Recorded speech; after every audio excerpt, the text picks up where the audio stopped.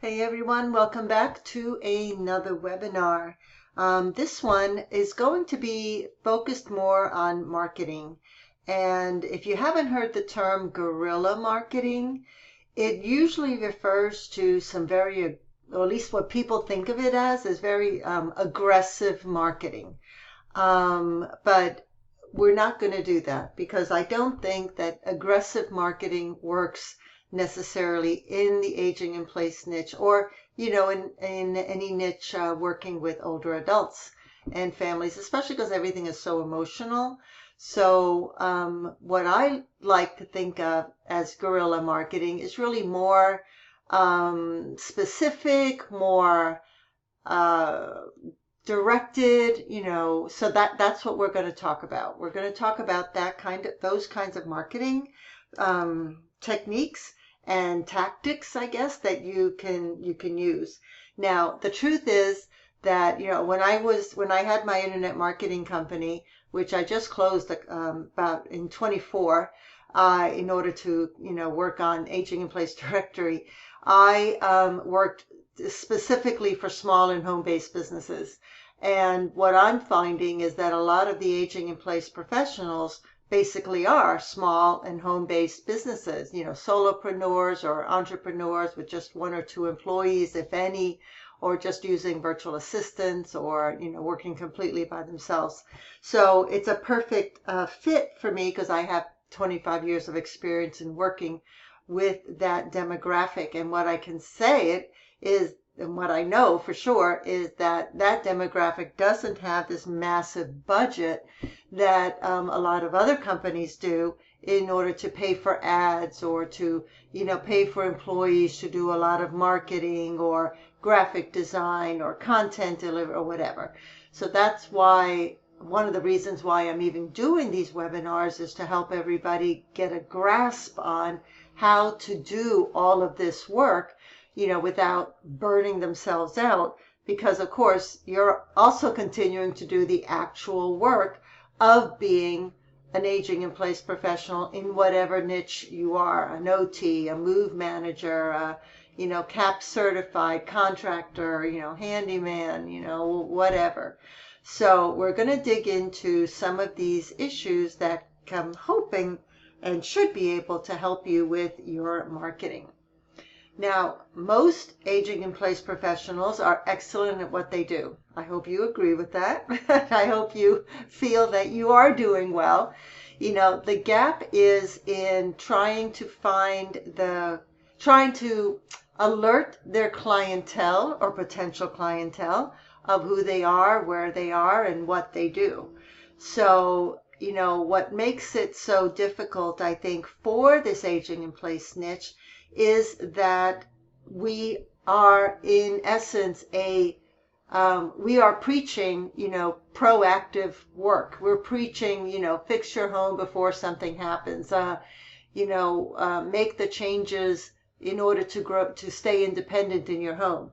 But the reality is that we are often sought after a problem happens. We are found at the crisis point or after the crisis point, after something has happened.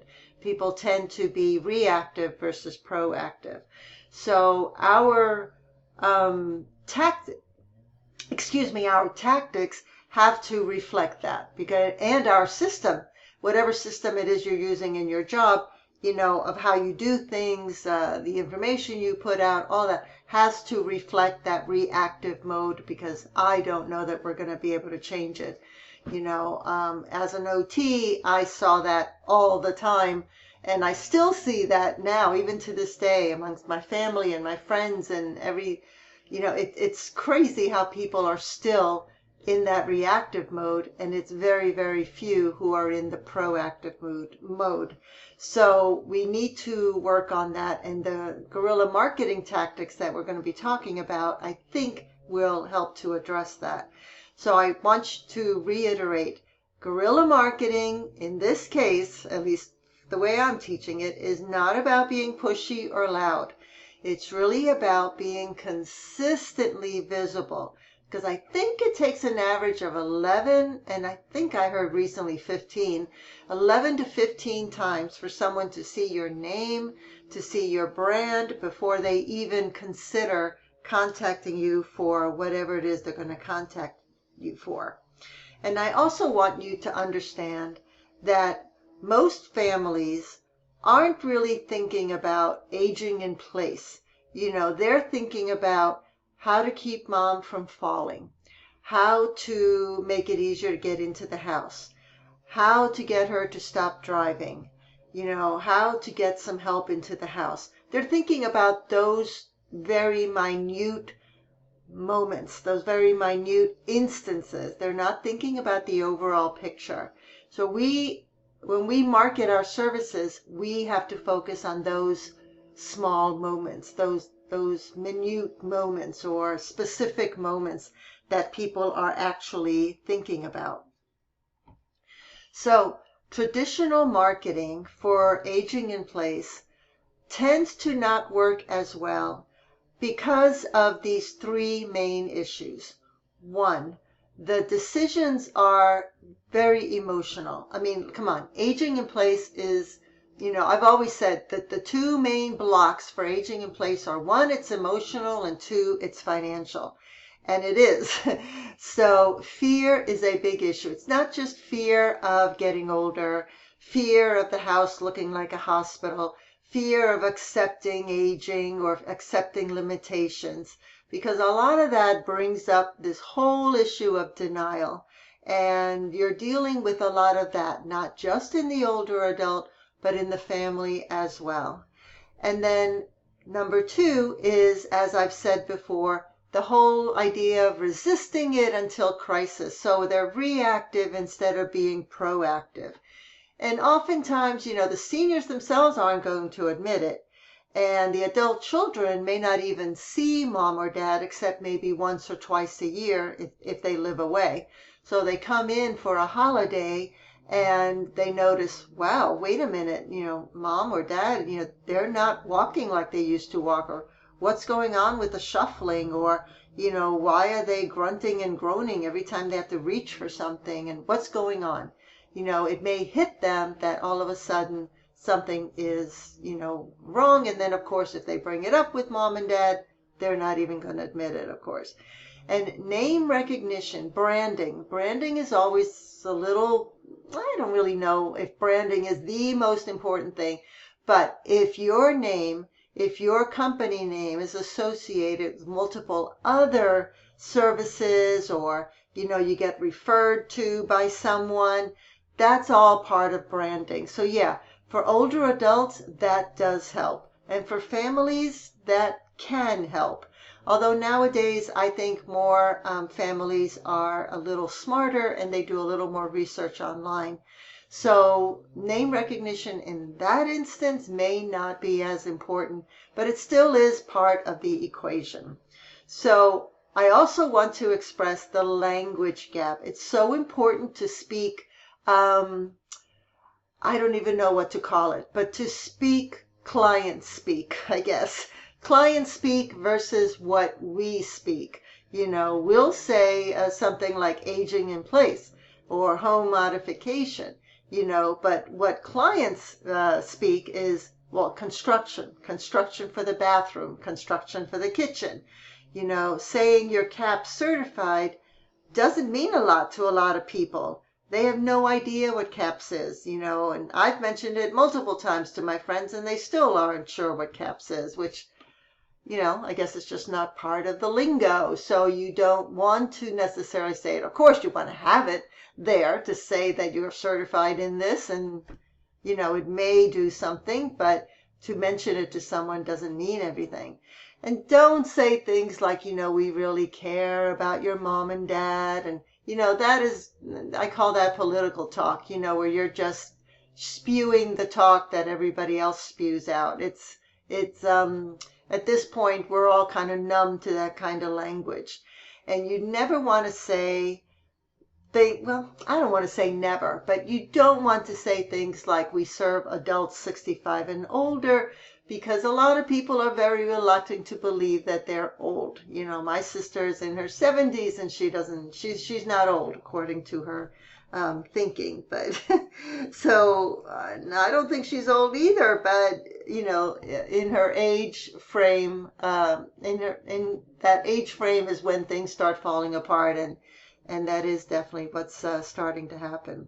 But anyway, so what you want to talk about again is client speak. Go specifically to the issue that they're dealing with. Helping your mom stay in the house that she loves. Okay, of course. I mean, most everyone wants to do that. Helping your mom to stay as independent as possible. Putting a ramp in the house can make it so that she can get in and out of the house much easier all by herself without any help. Finding the risks, before a fall happens, or maybe if the person already fell, then you say, okay, well, let's take a look and see, what we can do to keep that from happening again. Not we have, 15 years of experience. You can say what works better is we have helped hundreds or thousands of families just like yours, figure out exactly what changes need to be made, and not all at once, of course, but what changes need to be made so that you can stay at home. Everybody wants to stay at home, so let's make that happen. Let's work on that together. And if you can say something like, let's work on it together, then you're including that person in the decision-making process, and that gives them a sense of control, which is really important. So believe me, you're not bothering anybody by marketing with guerrilla marketing. You're helping families to find you and to get the services that they need so that, the families can have peace of mind and the seniors can live in their home much longer. I mean, I just finished 4 years of construction in my home to try to do just that. So I get it. It's a lot. Okay. 1, become hyper local. This is guerrilla marketing strategy number 1. Become hyper local. Okay, what does that mean? If you are providing a service for your specific location. Now, some of you do that plus virtual. Okay, that's great. But target your area first. Of course, have virtual services on your website or list of services, whatever, but you want to really target your specific area. Why? Because it's easier to do that, because it's easier for people to see you, meet you, shake your hand, get to know you, get referrals, all of that stuff. So you want to go for speaking opportunities. And some of you that I've spoken to already are doing that. So you want to look at churches, at caregiver support groups, at Rotary groups, Kiwanis, Lions Clubs, all those kinds of local organizations, public libraries, community education services, senior centers, adult daycares. You want to talk to people in hospital discharge planning, at home, the phrase just came out of my head. Caregiver support groups, of course, in person and on Facebook and Zoom, and home health agencies. That's the phrase. Home health agencies, but also OTs and PTs, go into their gyms and give them a lunch, presentation, talk to realtors, talk to elder law attorneys and physicians. Physicians love to have speakers come in, especially if they bring in a meal to the office. Geriatric care managers, and not just primary care physicians, but all kinds of physicians, because now there seems to be more and more specialties out there. It's where physicians are getting money, urgent care centers, concierge. Maybe you can become part of a concierge system. I see a lot of physicians doing that, creating concierge programs in their offices.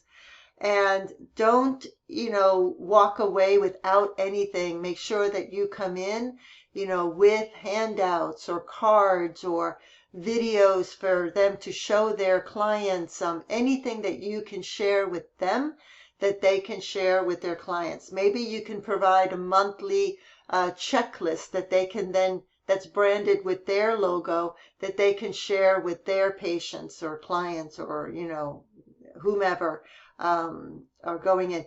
Anything that you can do, speak with them and find out how can you work together. What can you give them that they in turn can give to their followers, their clients, their patients, etc.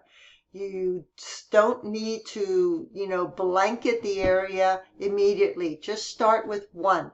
Go to one place for a month, go to another place for another month, and then just continue that process and keep them in your loop, keep them in a newsletter or some kind of regular outreach so that they don't forget who you are and can continue to market you, because you basically want to speak to all of these agencies and groups and everything so that they can do your marketing for you. That's the idea behind the guerrilla marketing strategy. All right, another strategy, number 2, is educational marketing. I've spoken about this before, how important it is to not sell, but to educate. If you build your selling as education, if you talk about it like education, if you present it like education, then it becomes less selling and more, here's what I'm giving you. And it sounds like you're giving something for free. And then you are in a lot of ways. But at the same time, you're also letting them know that they can trust you with your knowledge base and they can trust you with what you can do. So you can, again, when you do this, you want to talk about things like fall prevention basics. You want to do show and tell with certain products. You want to maybe give a little mini course on how to evaluate a parent's home. And then you can go specific. What if someone in the home has Parkinson's? What if they have dementia? What if they had a stroke? What if they live in an apartment, a rental? What changes can they make? What if they live in a very strict HOA? How can they work with that? There's all kinds of little specific details that can attract that specific audience. And don't forget the solo person, the person living alone, because what's happening is that there are more and more older women living alone after a divorce, an elder divorce. A lot of divorces are happening in later, 60s and 70s. And then also when a spouse passes away. Now all of a sudden that senior person, which is usually a woman, has to do everything by themselves where they haven't ever done that before. That is a target audience that I think not many aging in place professionals think about, is targeting that specific demographic, which is growing and growing.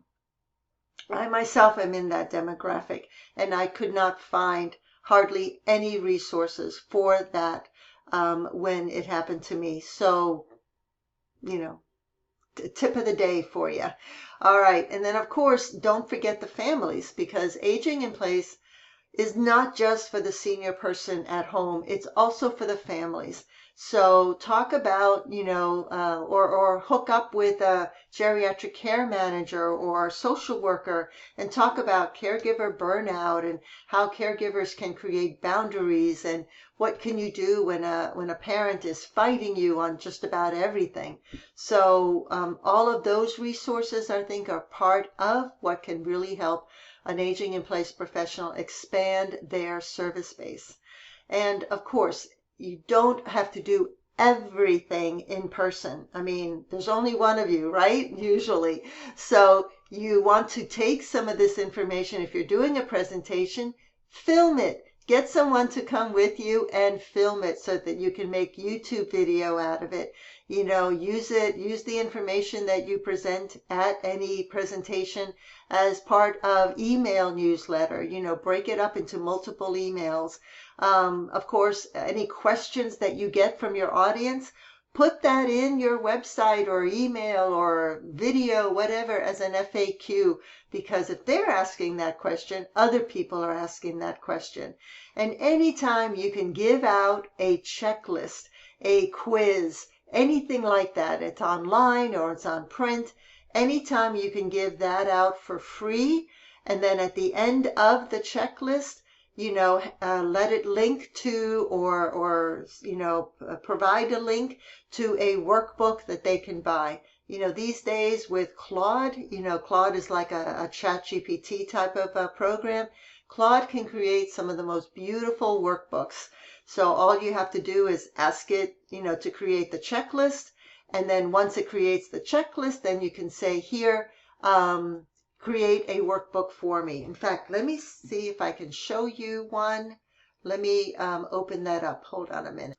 Okay, so I recently did an article on how to set up a room for, caring for a parent who's bedridden. Let's say they come home from the hospital and they need to be in bed for 3 weeks or something. I don't know. So how can a family set up a room? So first I asked Claude to create a checklist based on the article. And it did. It created this really nice, beautiful checklist that I then turned into a PDF. Now, when I give away this checklist, I also give away a link to here's the checklist, and then I also created a workbook, and here's the workbook. And here's the workbook now. So now it's got the information, it's got more, more in-depth information here. And again, it created it in a PDF. It's got a little personal note there. Of course, you can edit anything before. You can put a PDF into Canva if you have Canva, and you can edit anything on there. And if you're paying for Canva, you don't have to pay for any PDF change. And here's just the workbook. And it even gives you a grid of where to put everything. Recommendations, of course, bed and equipment. I think it's a 21-page workbook that I'm selling for $7. So it's just a great way to get a little bit of extra income, but you can see that all I did was ask it to create this workbook, and it created this really in-depth, great information. Now I can take this information and create even more workbooks and checklists out of it. But the point is that you can just use Claude to do that. So it doesn't take a lot to do that, but you can hand out a free checklist and then, earn a little extra money with a workbook based on that checklist. Okay, so some ideas are like, a one-page PDF of hidden fall risks. Is your bathroom safe? Is your kitchen safe? Is getting in and out of the house safe? Entryways, lighting. Is lighting an issue? How can you tell? What kind of apps? Talk about the app on your smartphone that you can, use to see the amount of light. I think it's called lumens.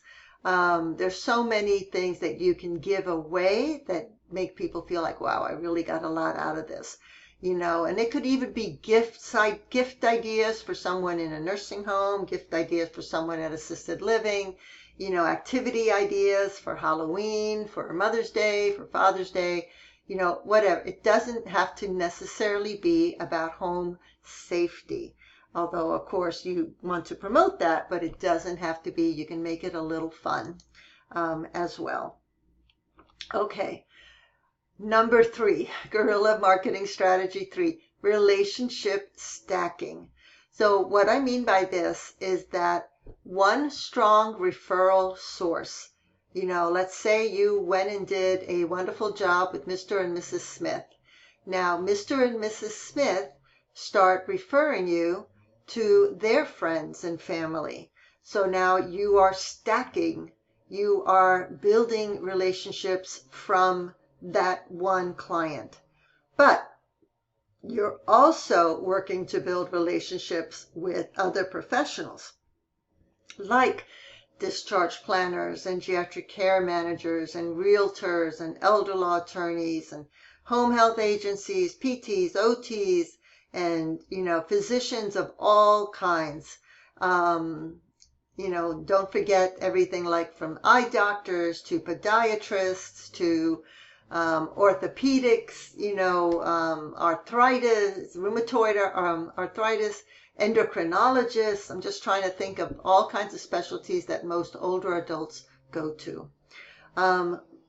If you build an honest relationship with each one of these, then they in turn will turn around or can turn around and refer you, as long as you keep reminding them, or offering something for them, like featuring them in your newsletter. Let's say, talk to another law attorney and say, listen, I can feature you in my August newsletter for the entire month. I have 892, people reading my newsletter and, whatever. And then, of course, doing podcasts and interviewing them, videos, and creating resource lists for your area. And then don't forget the good old-fashioned sending a handwritten thank you note after you've spoken with them or interviewed them, or you took some time from that person. So write to that person and thank them. It does still work. Now and then it does still work.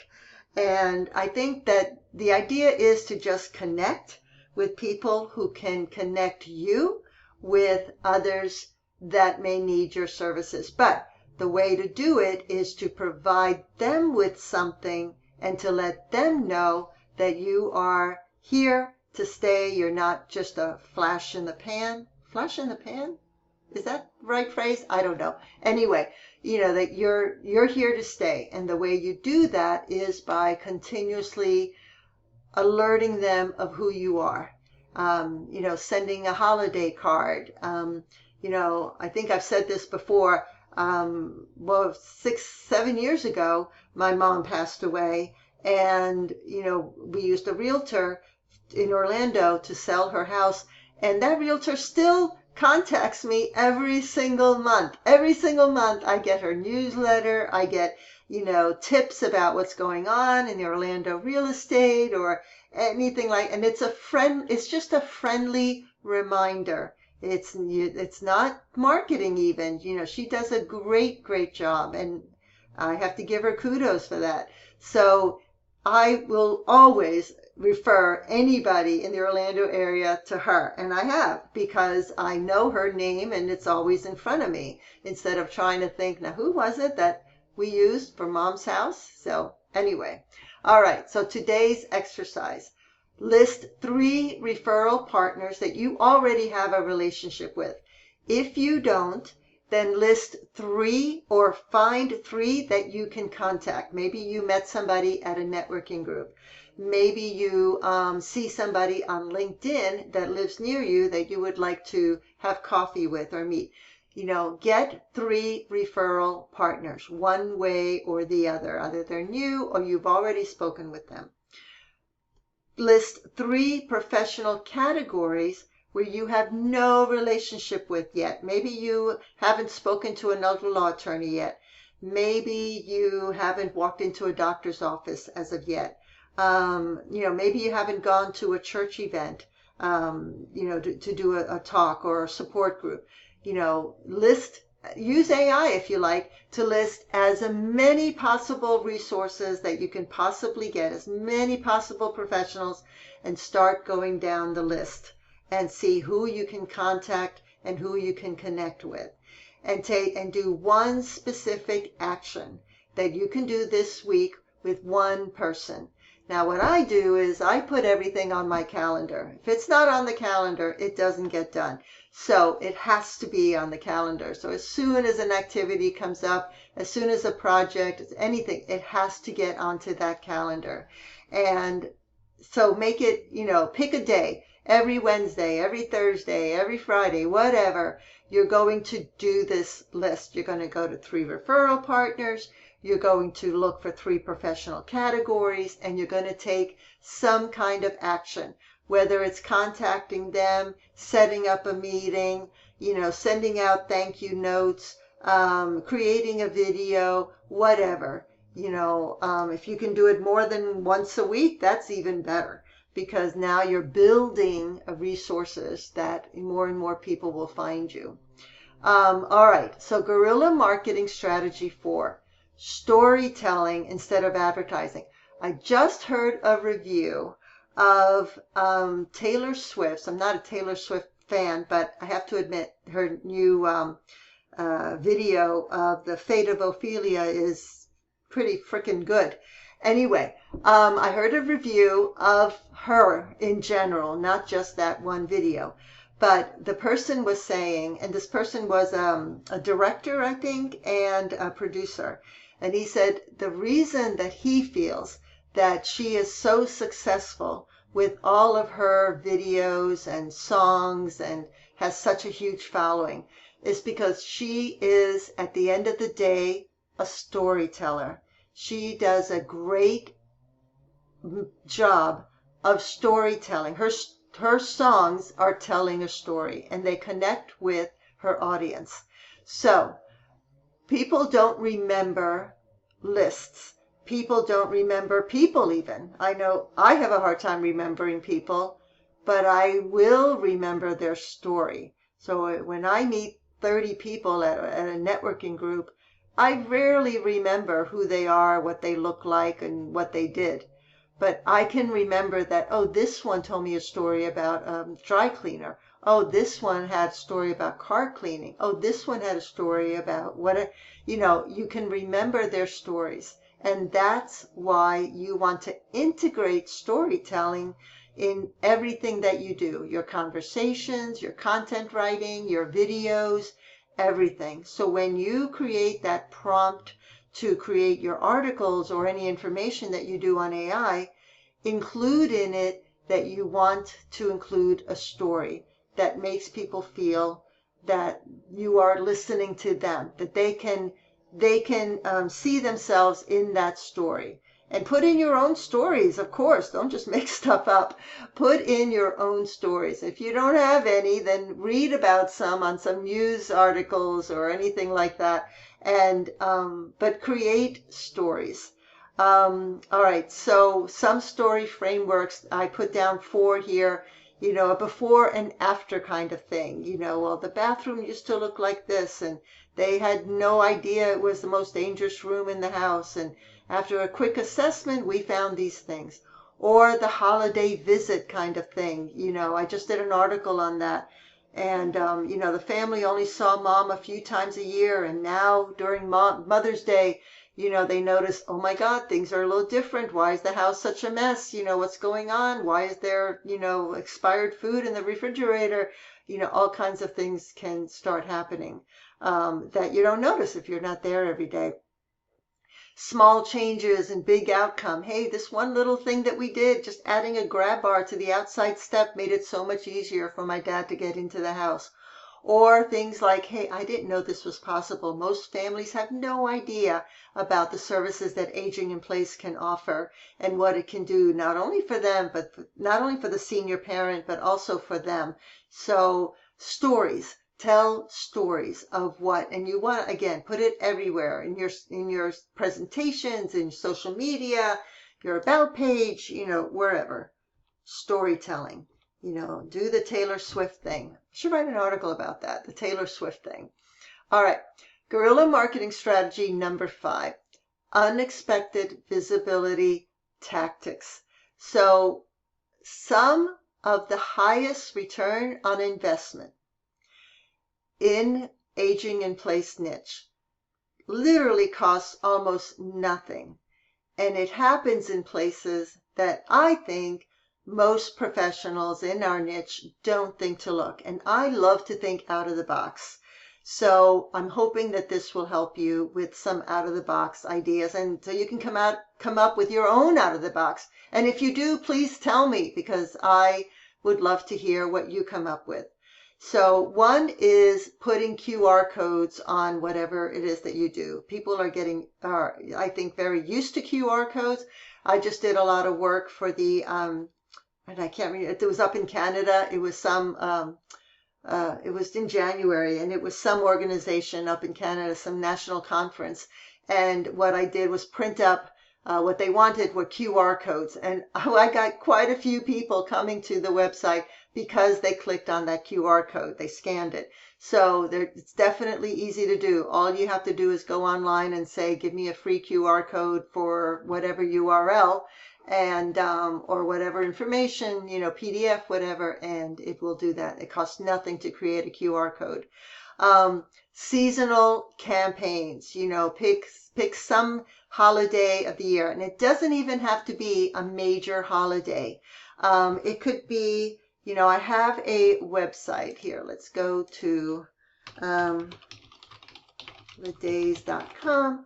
I have a website that I created for families who are caring for seniors at home with dementia. And in that website, I have all kinds of crazy holidays. And these are month-long holidays, weekly holidays, and then daily holidays. So you could do like National Internet Friends Day.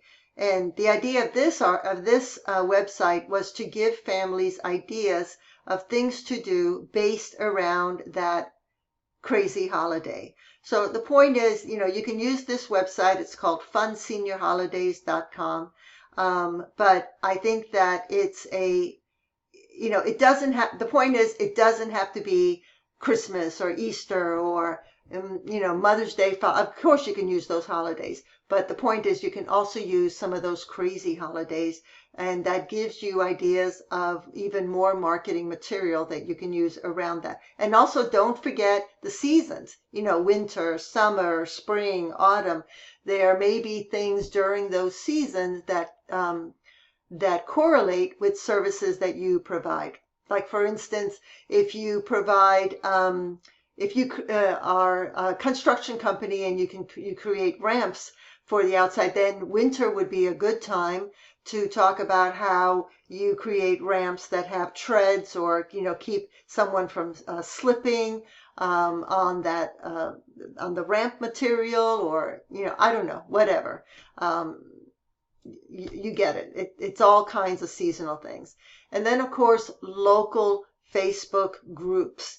I'm not talking about national, although you could do national or international. But local Facebook groups are a great place to go to see what people are asking. And even Reddit also, don't forget Reddit, what people are asking. And if it's local, and then you can also answer that question. Especially, I think there's another one called Neighbor or Neighborhood or something like that. Any type of local online service where people are asking for. It could even be your local HOA newsletter. Don't forget to post. You can post ads on there. You can contribute there. Anything at all. Some kind of a community location. Just down the street from me is a community center. It's a park, and they have all kinds of services there for seniors.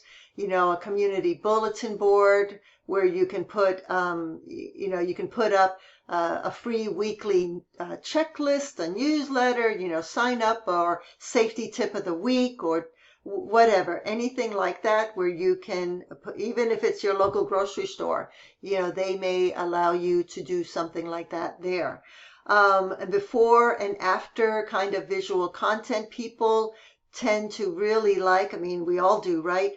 This is what your room looks like now, and this is what it could look like if we made these changes, and it takes away that fear of, I don't want my house to look like a hospital kind of thing. So if you can do before and after, I see some great contract companies that are on the Aging in Place directory that they do that, and I love it. I love when they post that on LinkedIn. I think that is a wonderful visual of what they do. Look, this is what we found when we got there, and look what we turned it into. Of course. And then of course directories are always a great way to get listed on directories. It still does work, only because it gives you that sense of you are a business. You're not just doing it out of your basement, even though you may actually be doing it out of your basement. Getting listed in professional directories of any kind, although I think aging in place niche, there are not that many directories, and that is why I built the directory. So I'm hoping that that will catch on and get filled up with a lot of things. But the point is that you want to look outside of, look in your area, in your local area, what is around you that you can incorporate into your education of what you do. All right. Some common mistakes that you definitely want to avoid. One, trying to do everything at once. Forget doing that. I think I said that once in another webinar about social media. You do not want to go after every social media program. Start with one, set up a system. Once you're comfortable with that system, creating the content, creating the images, whatever, then you can move on to another. So don't do everything at once. Break it down in bits and pieces and then schedule it on your calendar. Don't focus just on digital or online work. You want to do local work as well, getting out there, talking to people, shaking hands, and meeting people. It's just part of business. I think it always will be, no matter how big AI and the internet get. Do not ignore follow-up. Follow-up is, I think, one of the most difficult things to do because we're so busy with everything else, it's hard to follow up. But if you can try to schedule that in your calendar, that will help to make sure that you continuously do that. Posting without consistency. It is so important when you're doing anything online to be consistent. I don't care if it's once a week or twice a week or every day or whatever. Pick something. Start with once a week. I wouldn't do any less than once a week. And post something, an image, a video, a note, an article, whatever. Post and make sure that it comes out on the same day, always. Having that consistency really helps the algorithm to see that you are a real business. Marketing your credentials instead of your outcomes. People have no idea what NAHB is. Usually they don't know what CAP certification is. Hardly anybody even still knows what an OT is. They still ask me, is that like PT? Well, not really, no, but okay. So you don't want to, you have it, you list it, of course, but you want to talk about the results of what you do, the results of using you. What are the results? And that's what families and seniors are really focusing on. And don't make things too complicated. Keep it simple, keep it easy. And if you break every task down into its tiny components and then set it out on a schedule, that makes it easy for you as well. Maybe with a follow-up kind of schedule, you can say, okay, I have a list of the 5 people that you spoke to today, this week, or last week, let's say. Let's say you spoke to 5 people last week. Now you want to put them down somewhere on an Excel sheet or something that you can track. And then you have on your calendar, Tuesday, you're going to send follow-ups.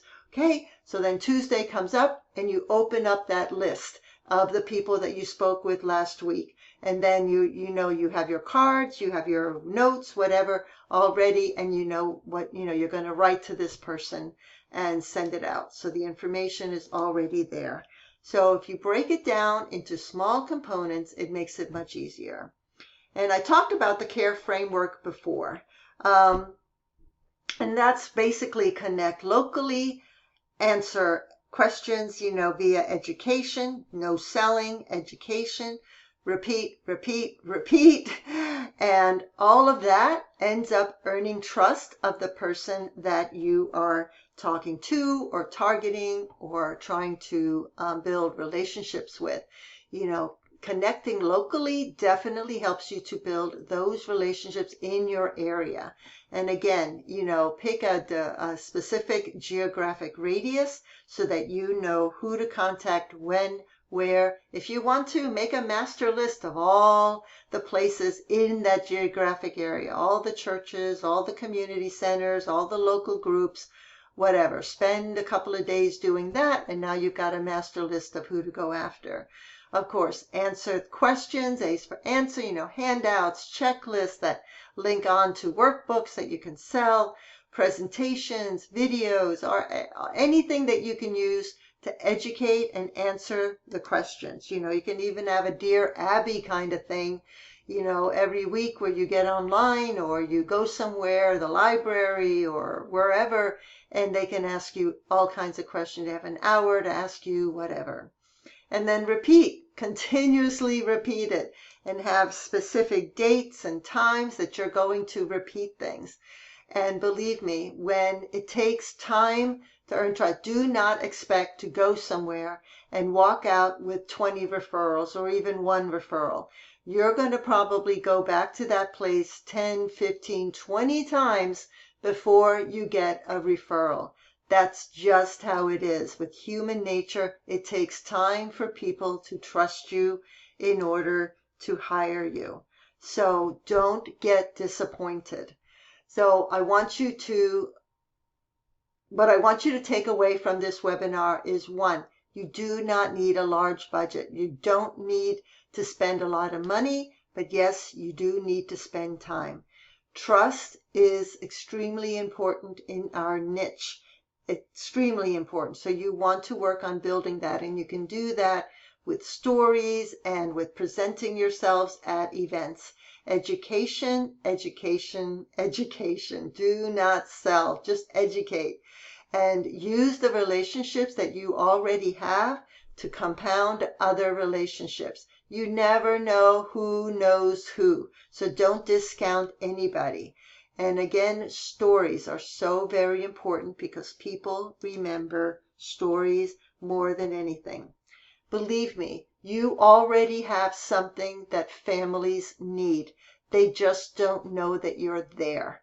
So I want you to explode online and in your community. Let people know who you are, how you can help them, what you can do, and why they should even contact you in the first place. And an easy way to contact you.